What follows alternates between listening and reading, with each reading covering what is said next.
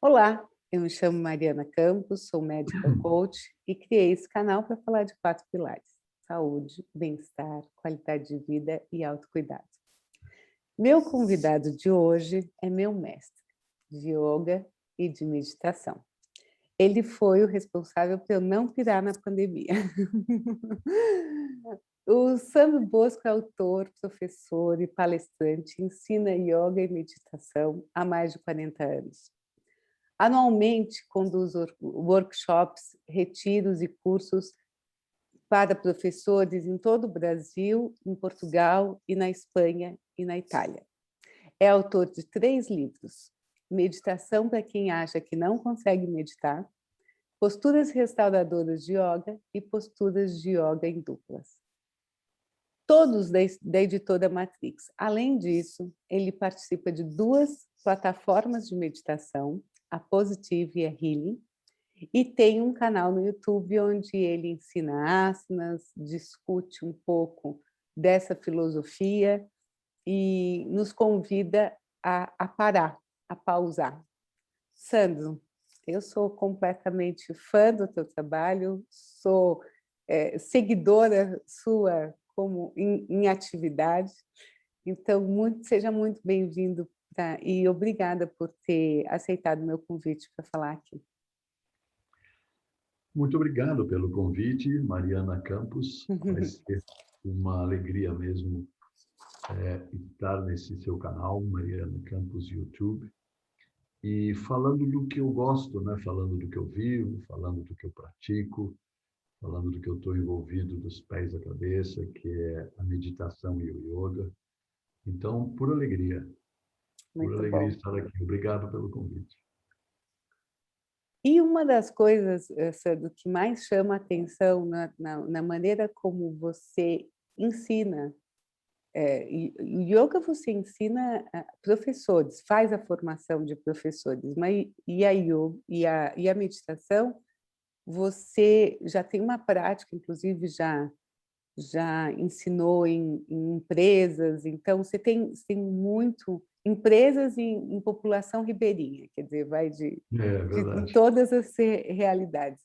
Mas a base do teu ensinamento tem uma coisa de simplificação, né? Tem uma coisa de desmistificação. Eu acho que isso é tão interessante, eu queria que você falasse sobre isso. Pode ser? Vamos começar assim? Claro, esse é realmente uma viga mestra, e isso é uma coisa que me concede muitos convites, né, para falar com públicos muito diferentes. Quando eu era jovem, eu tive uma certa fascinação por os poucos autores que tinha de yoga e meditação na época em português. Eu, jovem, ainda não lia inglês, e, e eles traziam uma carga mística, e acho que aquela fantasia me atraía também. Uhum. Independente disso, eu ganhei uma espécie de bolsa de estudos para estudar meditação numa escola muito séria de um mestre indiano, que uma das sedes que ele tinha pelo mundo era na Califórnia. E eu fui para a Califórnia no auge dos anos 70, onde tantos mestres de tantos lugares do mundo eram convidados para visitar lá, né? E lá eu tive experiência de meditação absolutamente mística, né? E o que não me assustou.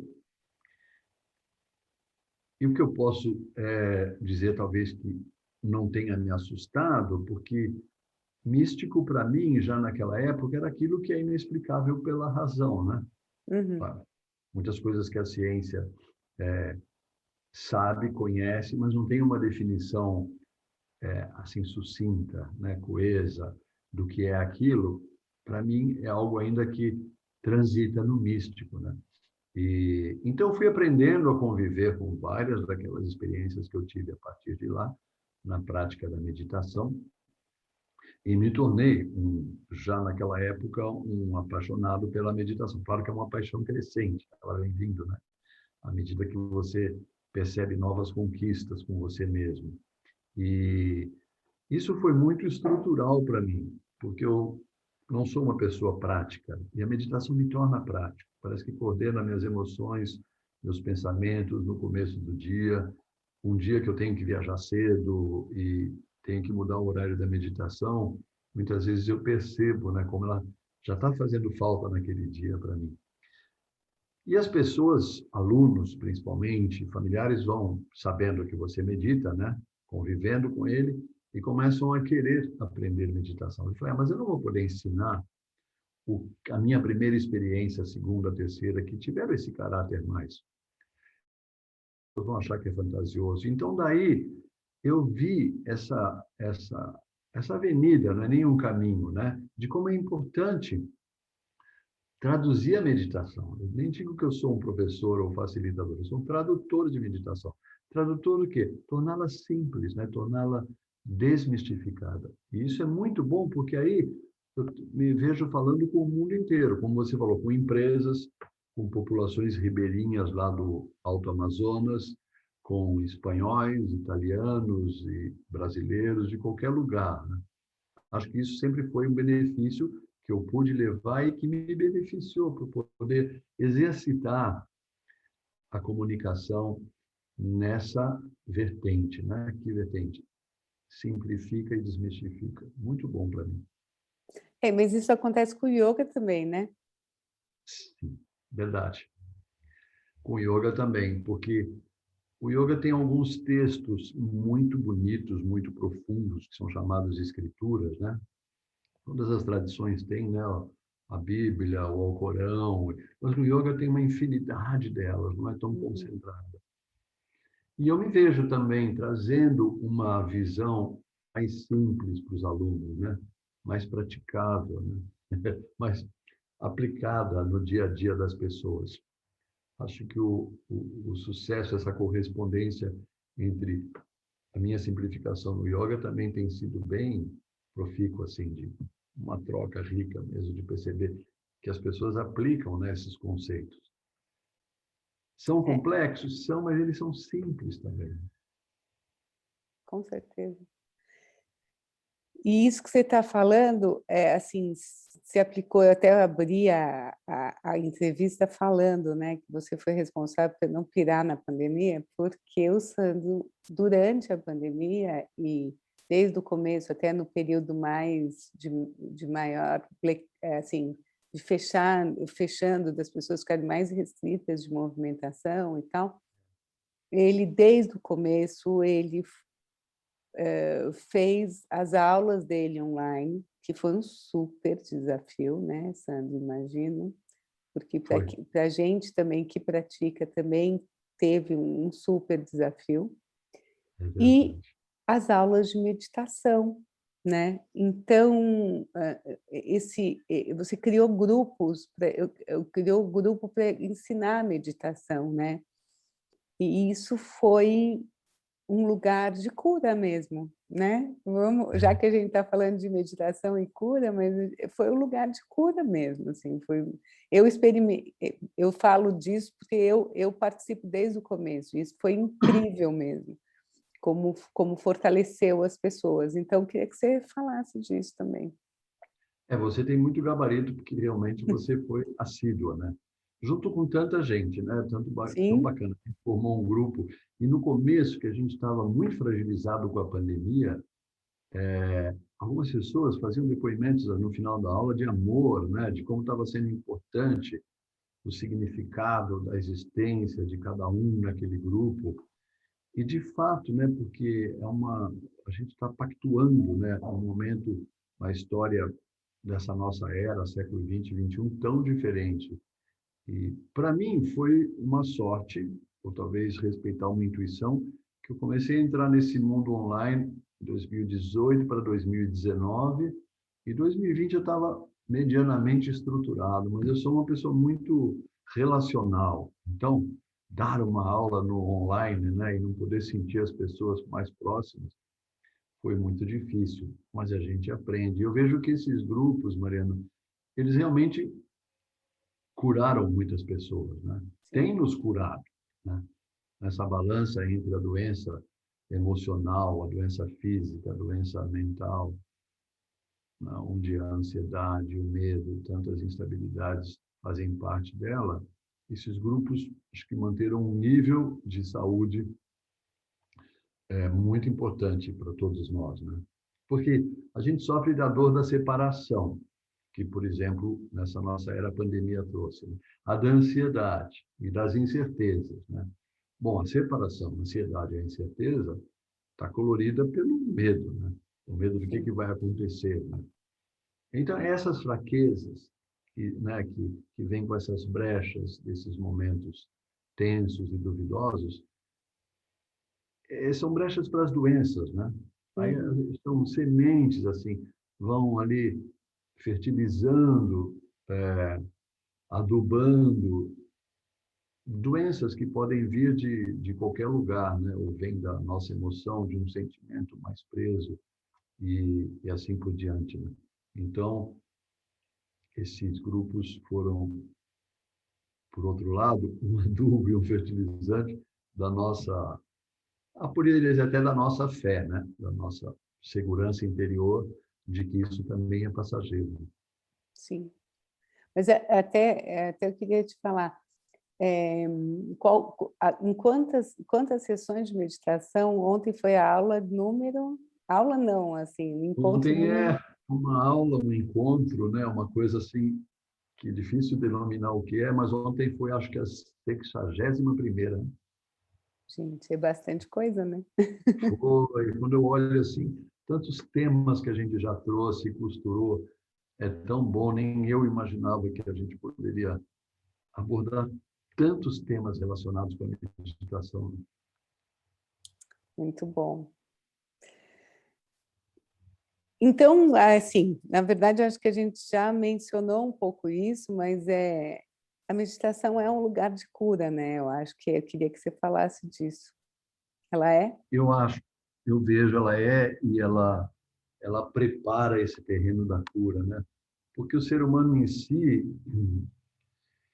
ele é uma doencinha, né? O reflexo disso é o quanto a gente vem adoecendo o planeta, né? Os biólogos mesmo dizem, não tem nenhum animal que tem tantas doenças como o ser humano, né? O ser humano, em nós, a ansiedade e a tensão, elas são constantes, né? São Uhum. grandes. E um animal, você vê, a gente tem animais domésticos, o animal, quando relaxa, ele relaxa, né? De repente, ele pode acordar assustado com algum barulho, mas ele vem de um relaxamento profundo que eu não sei se a gente consegue essa totalidade, né? Um animal silvestre, mais ainda, né? E a gente vê, a neurose dele vem quando você prende ele, quando você judia dele, né? Você vê no zoológico animais muito maluquinhos, né? Porque estão presos, estão fora do habitat dele. O próprio suicídio, o ponto mais extremo, um animal não comete, né? Então, é interessante observar essa diferença e perceber a importância da meditação como esse estado interior, né?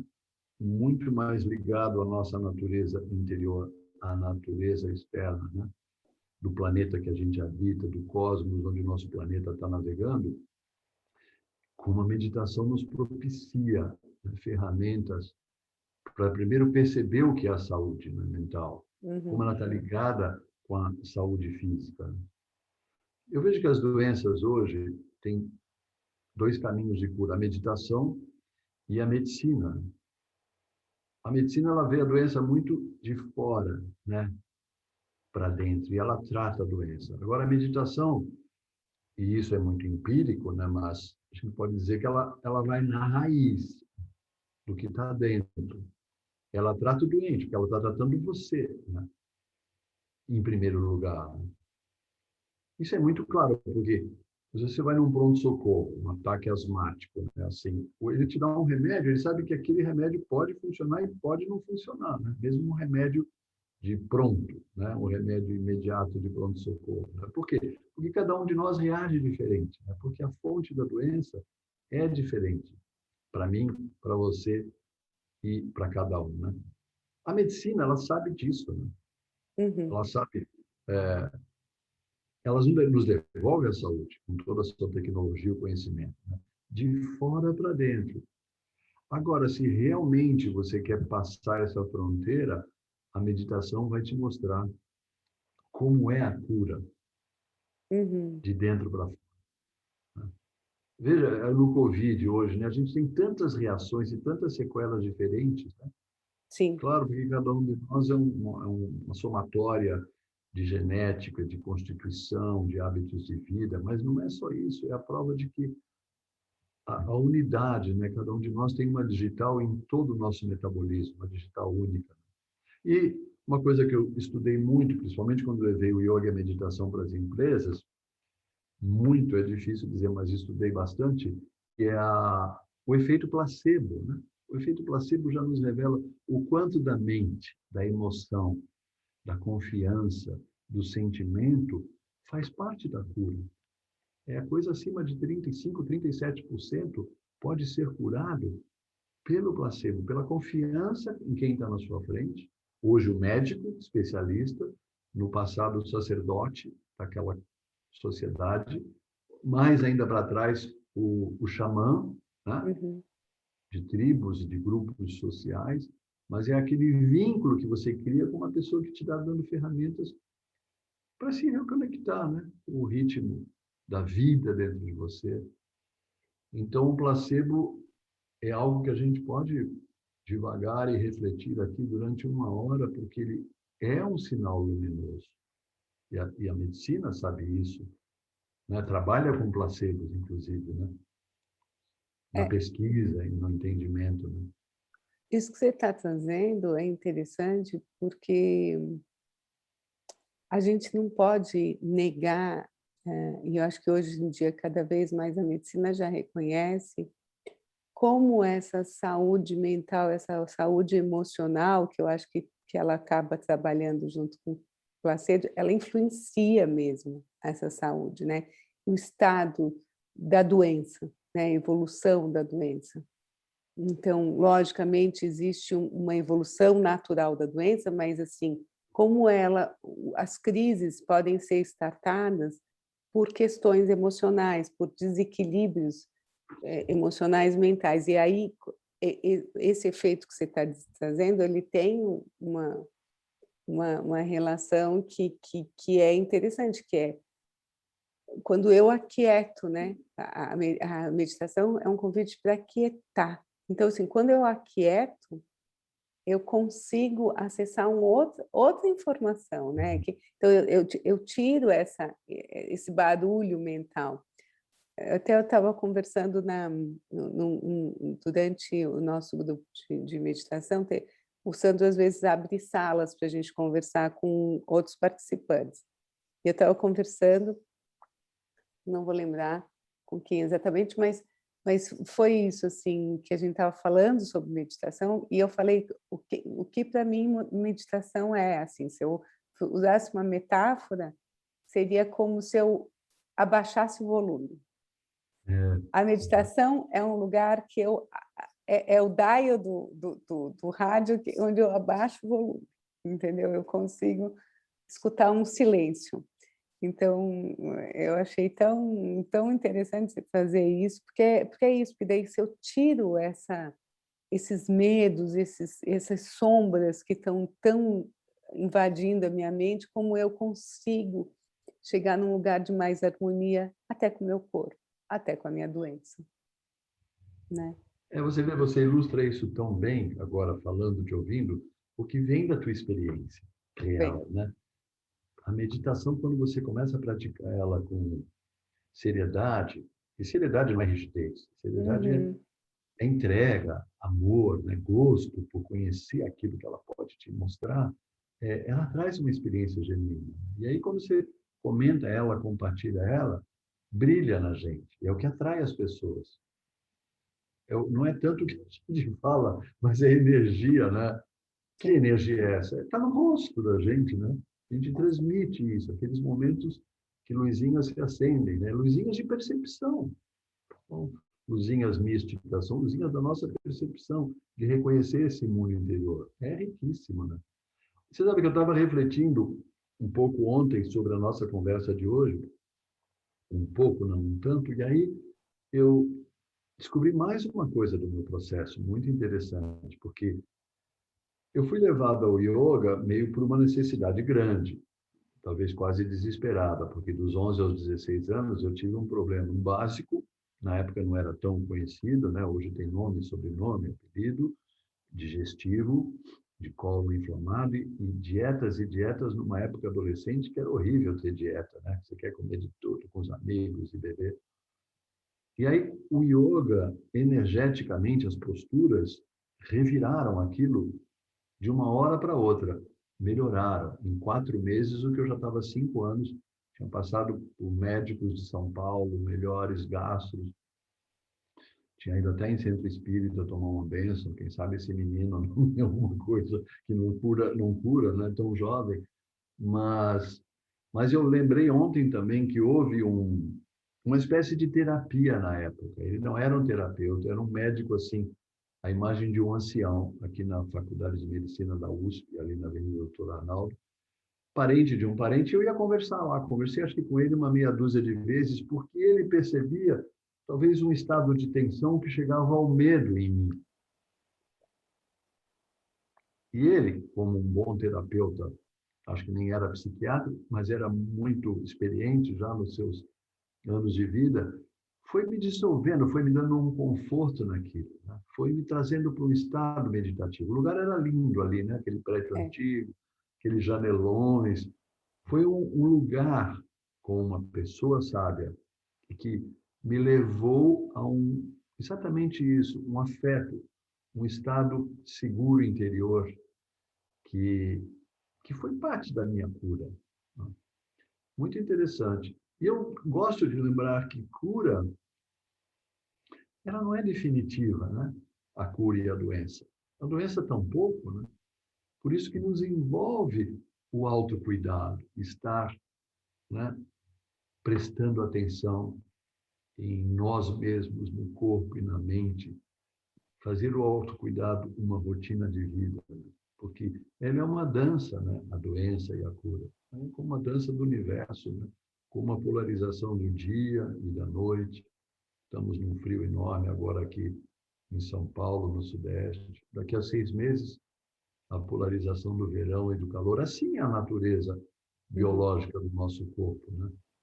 Então, esse medo e o yoga e a meditação foram mostrando para mim outros lados, né, dele, tirando a sombra, né, desmistificando aquela imagem de algo que poderia ser eterno, né?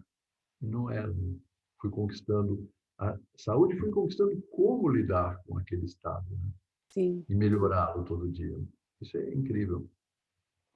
Você trouxe uma coisa que é realmente, acho que muito relacionado à cura, né? Entender que a cura é um compromisso diário que você faz, né? O autocuidado, que daí entender que se sentir curado é se sentir com compromissado consigo próprio, é isso, Exato. né? É um compromisso assumido, né? Uhum. Eu, eu estudei assim esses ensinamentos orientais da China, do Japão, mas me aprofundei do Oriente Médio um pouco, mas eu me aprofundei muito pelo conhecimento da Índia, que eu vejo que é muito detalhado, muito específico. E lá a gente encontra a medicina Ayurveda e que ela traz algo muito interessante que a doença, nós não nascemos para ficar doentes, nós nascemos para gozar de saúde e longevidade saudável, né? Não longevidade doente. E como? Ora, seguindo, claro, os padrões de alimentação e de qualidade de vida que o Ayurveda agora nos oferece. Agora, isso é uma mudança de conceito e percepção muito interessante, né? Porque, como eu disse há pouco, a medicina ela trata a doença, né? Ela não trata o doente. Trata a doença com uma qualidade, né? Com uma excelência histórica, né? Imensa, com seus exames, com, enfim, com toda a tecnologia de apoio. Agora, a meditação e a medicina oriental, ela pensa em como sustentar a saúde, né? É Uhum. onde as Isso. colunas desse templo da meditação, do yoga, da alimentação, né? As doenças também vêm de dentro da mente. Isso é algo que me oposiciona em relação à medicina oriental. Ela também vem da inconsciência que a gente tem de nós mesmos. Né? Então, Uhum. algo que traz luz todo dia, como eu estou vivendo, o que eu estou pensando, o que eu estou sentindo, como traz a meditação, é fundamental, né? Como você falou, ter esse compromisso com si. Né? Uhum. E aí, eu repito, não importa a quantidade, importa a qualidade. Se você se recolher 5 minutos por dia, 3 vezes por dia, 5 minutos, é o suficiente, porque é isso que vai regar, né? Como você rega uma planta, e a planta vai crescendo e vai oferecendo uma florzinha, uma folha nova, um fruto, e você percebe que ela está te dando em troca e você vai regando mais, e naturalmente você vai meditar 6 minutos, 10 minutos, é natural. Né? Importante é a qualidade, colocar-se inteiro, que por 3 minutos. Por isso que eu desenvolvi o pausas que a gente tem aqui no YouTube também. Né?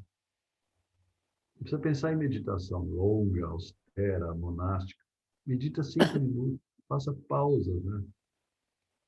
Não, o pausas é De- interessante você contar, então, já que você está falando do pausas, eu acho ótimo isso, porque é exatamente isso, mas quero que você conte como é que surge a ideia do pausas. Ela surge exatamente quando você estava ensinando esses empresários, né? Conta aí. É, porque os mesmos empresários que me pagavam para dar um treinamento lá para uma elite de diretores ou de gerentes, ou muitas vezes alguns empresários ofereceram até para a parte industrial dos colaboradores, eles que financiavam diziam, eu, nos bastidores, conversando nas antessalas, Sandra, a meditação é muito importante, eu li o seu livro, mas eu não tenho tempo.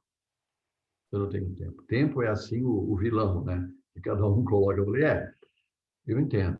Você deve ser muito ocupado. Imagina uma empresa dessa. Agora, observa que você deve fazer algumas pausas. No meio das reuniões, tem que fazer uma pausa, tem que tomar um café, tem que dar um intervalo entre uma reunião e outra para refrescar a mente. Eu falei, então, não faça meditação, faça pausas, né? Porque pausas a gente faz. Então, quando nós terminarmos aqui, você vai fazer uma pausa, eu vou fazer outra. Sim. Antes de entrar numa próxima atendimento, aula, reunião. Pausa eu consigo fazer. Então, pronto. Faço uma pausa de 5 minutos. A meditação qualitativa. Né? Então, eu comecei, quase escrevi um livro sobre pausas. Aí eu vi que já havia alguns. Né? Então, deixa eu ensinar no YouTube, que qualquer celular acessa, né? A pausa na meditação. Porque a pausa entra em contato com o ritmo da respiração que você está naquele momento, que é o ritmo da sua mente. E a mente gasta muita energia. Né? A mente nos faz muitas vezes ficar cansado sem sair de uma cadeira, não é verdade? Exatamente. Estafado, né? Nós humanos adoramos assim antever o futuro. E a gente adoece com isso, porque o futuro traz incertezas e o medo vai açoitando você, né? Mesmo que por alguns segundos aquilo é profundo, né? Eu não vou ter trabalho amanhã com a pandemia, eu não vou ser amado, e como é que vai ser minha saúde? Eu não vou ter dinheiro, né? Eu tenho às vezes, mas eu posso perder. Por quê? Porque a gente vive nessa situação que a mente, o ego mental oferece, de estar incompleto, né? De ser incompleto. Então, eu concebo o tempo inteiro que eu posso perder, né? O que eu tenho, amanhã não ter. Né? Agora, até tem uma parábola interessante. Pode caber uma parábola aqui? Lógico que cabe. Uma Imagina que parábola. não. Várias tradições orientais tem esse conceito da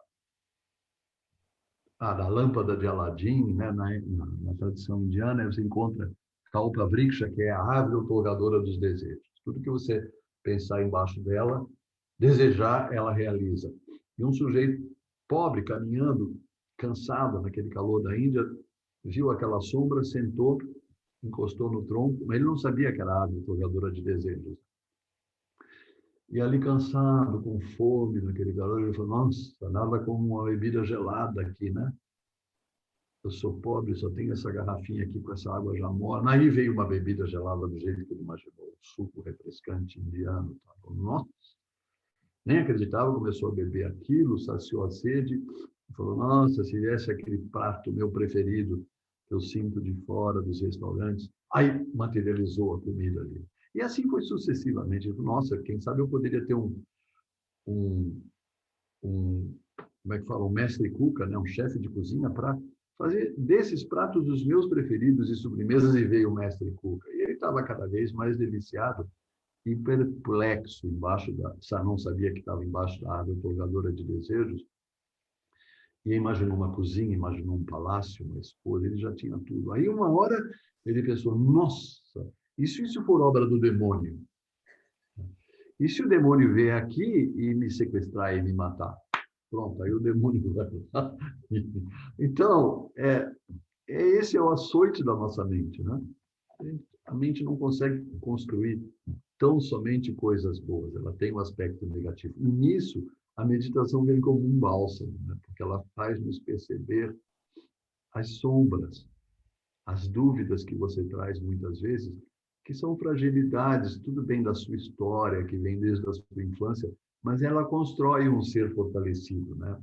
Com cada um de nós fortalecido, né? Faz parte. Demora? Demora, mas depende, né?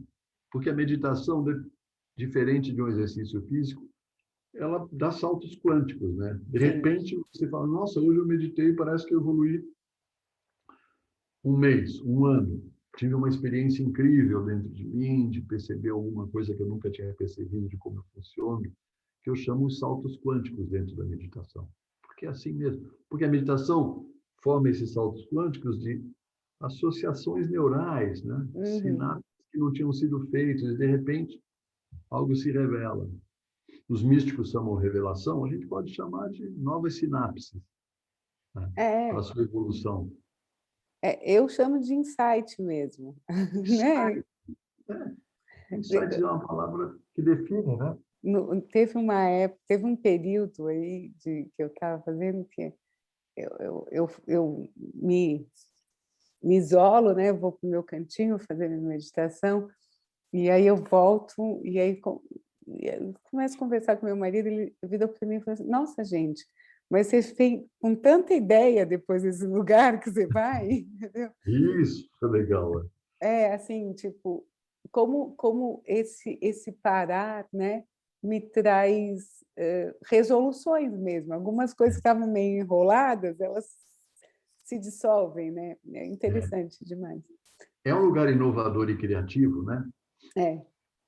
O espaço que a meditação nos leva, que você chamou tão bem chamado de insight. Os insights vêm porque, saindo dessa razão dual do pensamento do certo e errado, você tem um campo fértil, né, onde os saltos ocorrem, as novas ideias. E isso foi assim com centenas de cientistas e artistas descrevem isso, né? No momento mais introspectivo e relaxado, uma ideia que fecha circuitos, né? Muito Ou da bom. tecnologia, ou da arte. Sandro, falando nessa questão dos saltos quânticos, né? Aí a gente, o homem depende mais da medicina ou da meditação? Porque a meditação acompanha o homem desde muitos anos, né? Assim, essa busca esse encontro consigo mesmo está na história da humanidade há muito tempo, né? Então, do que a gente depende mais, da medicina ou da meditação? Se é Olha, que precisa saber disso, não sei.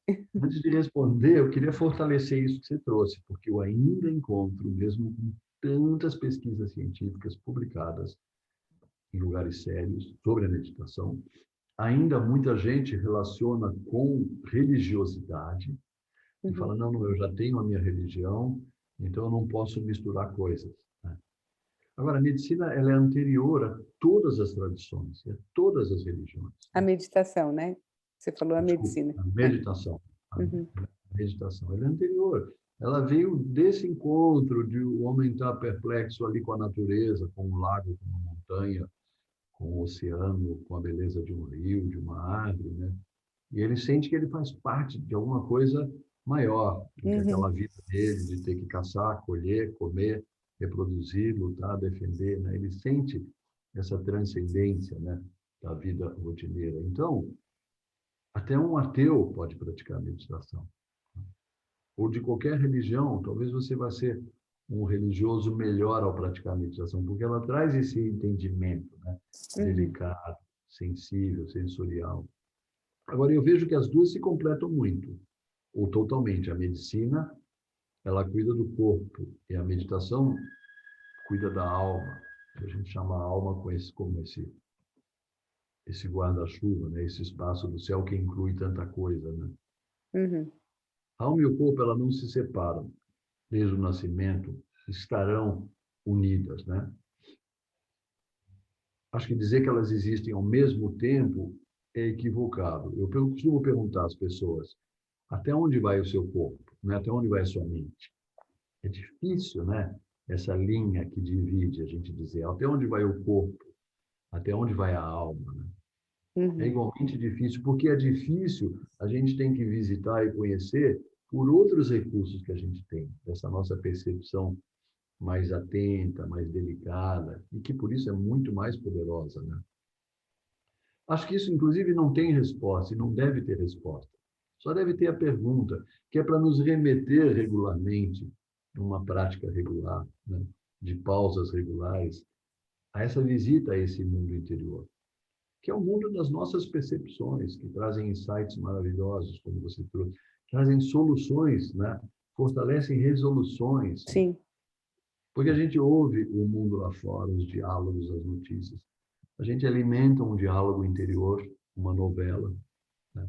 Mas tem ainda uma outra fala, uma outra voz interior, que não é fantasia, que são percepções. Eu acho curioso porque a gente se comunica tanto por toques, por olhares, né? Eles representam, às vezes, tão mais do que palavras, né? E muitas pessoas estranham, mas o que é a minha voz interior? Voz interior é o que você vai sentir, vai te tomar corpo dentro de você. E como você, Mariana, bem falou, vai te fortalecer resoluções, né? Vai te construir uma clareza maior e maior sobre o que é intuição, o que é essa voz, esse sentimento que vem e que, se você aposta, né, pode trazer tanta sabedoria, decisões mais sábias, né? Talvez que nós vemos do corpo é a parte visível dessa alma, né, desse incógnito. E o que não vemos do corpo, talvez é a parte invisível da alma, né? Mas elas são duas energias, são vibrações diferentes, né? E nesse sentido, eu acho que a medicina e a meditação podem se completar muito bem. No momento, no estágio que a gente vive de evolução, cada um de nós. Aceitar essa cura de fora para dentro, mas saber que é necessário a cura, né? O contato consigo mesmo, a cura de dentro para fora. Né? Porque o único auxílio que a gente tem hoje do mundo é vê-lo dividido, né? Dividido entre pessoas, entre nações, entre opiniões, entre conceitos, entre oposições, posicionamentos. Né? A gente vê esse mundo dividido, né? E isso é causa de sofrimento. Né? Quando a gente não tem uma prática de interiorização, isso gera o sofrimento da confusão, né? Da indecisão. Muito bom. Eu vejo que a noção da dualidade, ela nos adoece, né? A meditação nos traz essa noção da unidade. Quando você está ali observando a respiração, é consciência, só existe aquilo. Unidade não é uma coisa complexa, celestial, né? Intransponível. Não, ela é transponível. Você presta atenção na respiração, já há uma coesão da sua energia, um desgaste menor da energia naquele momento, que é algo mais vital do que a respiração. Então, acho que isso são presentes do dia a dia, de cada pausa da meditação. E uma coisa que você está trazendo agora, que eu acho que fica muito claro também, assim, meditar é simplificar, né? Assim, é muito mais simplificar e nos aproxima dessa simplicidade, dessa simplificação, que a vida pode ser mais simples, né? Quando a gente vê esses lugares de sofrimento, tem muito uma ânsia de complexidade do ser humano, né? Isso. E o ser humano, eu e você, somos mais simples do que a gente às vezes entende, concebe, né? Ou se Porque os pretende nossos até, né? sofrimentos são baseados... Ou se Como é? pretende até, né? Às vezes a gente se acha tão mais complexo e é tão simples. Pra quê?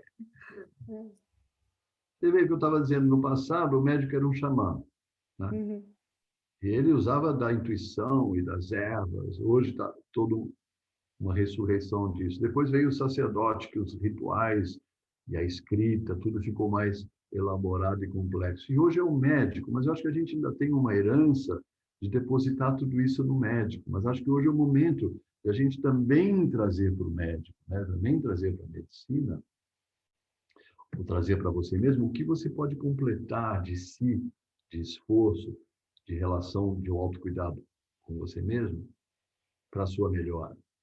Com a meditação entra comum, né? Muitas vezes o médico interpreta um diagnóstico seu, é tudo que a gente espera, a decisão dele na nossa vida, né? Muitas vezes ele fala, olha, mas você não tem nada, mas você ainda sente a doença. Por quê? Porque ela está na alma, né? Você precisa se desapegar daquilo. Os exames já não deram mais nada, mas você muitas vezes anda para trás, com o caranguejo, uhum, você fala, não, mas não é possível que eu não tenha mais nada, eu sinto. Aí entra o trabalho da meditação, né? Aprender a desapegar daquele sofrimento que você teve atado tanto tempo. Curar a alma, né? Manter o otimismo. Se você perde o otimismo, o entusiasmo, a gente perde a vida, né? Eu vou contar uma história, uma ocasião. Eu tinha uma tia, ela era minha madrinha, da tradição católica, ela era minha madrinha de batismo, irmã da minha mãe. E depois, muitos anos depois, é que eu percebi que ela tinha assim uma melancolia, né? Que a gente chama um traço depressivo. E ela morava no Rio de Janeiro, morava em São Paulo, e ela adoeceu. E sei que num determinado momento, encurtando, ela estava numa UTI. E como tinham poucos parentes no Rio de Janeiro naquela época, o médico do hospital perguntou se não tinha outros parentes para visitá-la, porque ela uhum. não tinha clinicamente nada mais para que adoecesse daquele jeito. E achei aquilo incrível e fui voando para o Rio de Janeiro. Cheguei no hospital e fiquei lá 1 hora sentado com ela, conversando com ela, né?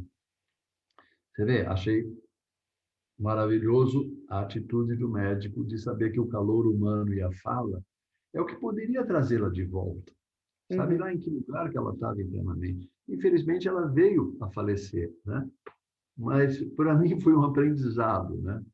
De, de saber que é isso mesmo, o entusiasmo, ele é amigo da vida, né? A gente não pode perder ele, né?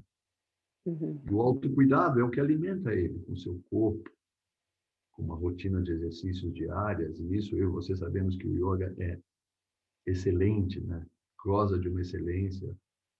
E a meditação, isso você sabe, dizendo aqui para todos que eu trabalho muito com a meditação também pela consciência do corpo, né? uhum. Consciência dessa energia do campo físico do corpo.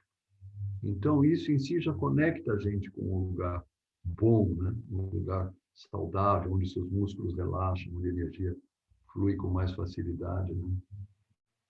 Muita coisa, né, Mariana? Muita Nesse coisa. tema. É maravilhoso. É. Eu acho que, assim, para fechar, eu queria uma reflexão, assim, como a doença ela pode ser definitivamente curada? Será que pode pela meditação? Será que tem esse lugar? Olha, é uma boa pergunta. Eu prefiro conviver com a ideia de uma dança, né? Entre a Uhum, saúde e a doença. Uma dança, porque a gente não sabe que certos sentimentos causados por traumas, pequenos traumas que residem em nós, até onde eles foram totalmente erradicados, né? Então, mas claro, se você está fazendo uma prática regular de meditação, se ele retorna, se ele te visita na tua lembrança de novo, você já está mais maduro. para olhá-lo com mais imparcialidade, com mais equanimidade. Acho que o corpo doente, ele afeta a alma. A gente sabe disso, né? Você está doente, você não quer nem meditar, porque você não está Sim, se sentindo bem. Mas também a alma doente afeta o corpo. Para também. mim foi esse exemplo, esse aprendizado, nesse momento que eu fui visitá-la no hospital. Né? Uhum. Agora, a pergunta é mesmo se Não, ela é definitiva nesse sentido, né? é. Mas você sabe que eu acho que tem uma coisa que você está falando que me veio agora, assim, a meditação, de alguma forma, ela também, ela te conscientiza dessa tua responsabilidade, né? Isso é muito bonito e verdadeiro, com certeza. Acho que a gente também não pode esquecer que foi o início da nossa conversa hoje da comunidade, né? Eu Sim, estou sempre, através das aulas e dos encontros, formando comunidades maiores, menores. Então, esse apoio que a gente está tendo na pandemia, de se encontrar, de compartilhar meditação, de meditar, aí eu trago reflexões para vocês, uma reflexão entre um encontro e uma aula e outra, né? Isso alimenta a gente, porque nós somos seres sociais, né? Acho que sim. isso faz parte dessa cura, que não é definitiva, porque a cura é uma lembrança diária daquilo que fortalece a tua saúde, né? Não pode ser um esquecimento diário, né? Não pode ser. A gente não pode ficar ofuscado pelas notícias ou negatividades do mundo, da imprensa, da mídia, né? Há que ter uma escolha pelo aquilo que é luminoso na sua vida, né? E Uhum. a escolha, às vezes, é a simples lembrança, né? Que está te alimentando, né? Não é só o alimento físico, né? O que você está levando para a cama quando você vai fechar os olhos? Qual é a última coisa que você lê, que Uhum. você escuta, né? Porque aquilo ficará ali no seu cérebro, na sua lembrança. E às vezes é a primeira coisa que você se recorda quando acorda, né? Então aquilo também produz uma má digestão, as Uhum. notícias, os contatos, né? Eu observo quando a gente tem a aula de meditação, como o sono é mais restaurador, né? Com Com certeza. aquele convívio, né? A intenção de todos nós de voltar-se para dentro, o autocuidado que a meditação traz. Então, eu acho que definitivo tem que ser essa noção, como você bem disse, da importância do autocuidado, né? Uhum. Tentar em equilíbrio essa balança, né? Entre a doença e a saúde. Muito bom. Muito Bom, profundo, né? eu fico horas conversando contigo, porque eu adoro o assunto, adoro a pessoa, então tá tudo bem, tá tudo dentro de casa, mas a gente tem que terminar, né? Uma hora. Tem que terminar, né? Então, Sandro, me diz uma coisa. Que recado você quer deixar? Eu vou deixar os contatos do Sandro aqui na descrição do vídeo, mas me diga, qual é o teu recado final aí? Acho que o meu recado final é prático, hein? O recado final prático. Lembre que você faz pausas, que pausa é intrínseco da nossa fisiologia. A gente faz pausas para se alimentar, a pausa do sono. Então, você tem sim um pouquinho de tempo para dar uma pausa qualitativa. Comece a prática da meditação com essa gotinha de consciência, de luz. É possível. Basta sentar, fechar os olhos, observar a respiração. Isso sempre foi necessário. E nesse 2020, 2021, tempos de tanta transformação, né? Social, econômica, mundial, a pausa é o momento em que você está protegido dentro desse Hum, tempo que é você mesmo, né? Deixa a sua energia brilhar nessa pausa. Não espere nada da pausa. Só aceita que você está aprendendo a sentir o que há de mais sagrado, que é a respiração, hum. né? É tão simples e por isso tão poderosa. Sentir o movimento dela. Ela é a nossa principal aliada. Está sempre presente. Ela no nos momento. acompanha do nascimento até a morte. Claro. Tem amiga melhor? Exatamente. Muito bom. E sustenta a vida sagrada. Obrigado, Mariana. Querido, gratidão, gratidão, namastê, muito, muito, Namastê. muito grata, viu? Obrigada. Disponível. Faremos Beijo, outros, quando beijo quiser. enorme para você. Beijo e abraços. Obrigado a Ah, todos. Compartilhem e perguntem mais sobre. Abração. um abraço.